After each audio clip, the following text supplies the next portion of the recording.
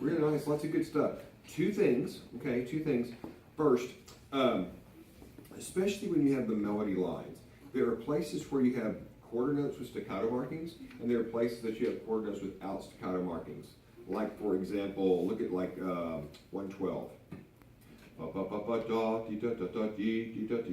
Those quarters should be pretty much full length quarters, okay? And then but then the accompanying lines below have staccato quarter notes. Da, da. Sometimes the melody would be like da da da da da da da da da da da da da. Understand, matching more like the staccato, which sometimes is good, but when it's marked that way, be sure that you always lengthen a little bit those quarter notes that aren't marked staccato, so the judge can tell that you're playing a difference between the two. Next, how are you releasing your trill at 165? How are you handling the trill into the eighth notes? What's your plan? What's your strategic plan?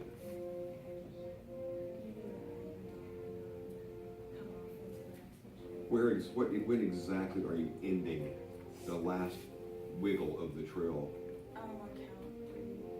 On the downbeat of 3?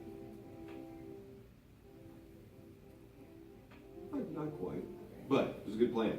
No, just be sure. What I would do is I would have all of you leave off like one. So it's trill, da da da. Maybe you all like release the trill exactly together. So trill, and it's like this momentary break before the eighth note starts. Some of us trilled all the way into the first eighth note, and some of us released right before the eighth note, and so it wasn't a real clear definition of trill into the next eighth note measure. Does that make sense? So your precision suffered a little bit. I'm being really, really picky. You guys did a beautiful job.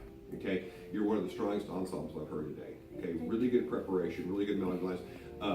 The only other little spot is find measure number 15, 16, 17, 18. The melody line is really low, right?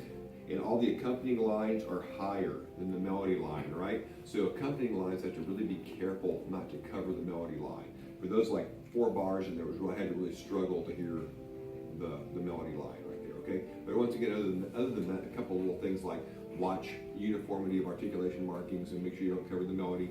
You're really shy, I can tell, right? No. Okay, so if she's not coming out, okay, then something's wrong. We're just covering a little bit. And then always when you have a group trill, have a plan for a release. We're going to go trill, da-da-dum, trill, da-da-dum, trill, da-da-dum. Have a plan and like work through it to make sure that you're all releasing your trill at exactly the same point, or you're all trilling completely into the next eighth note, okay?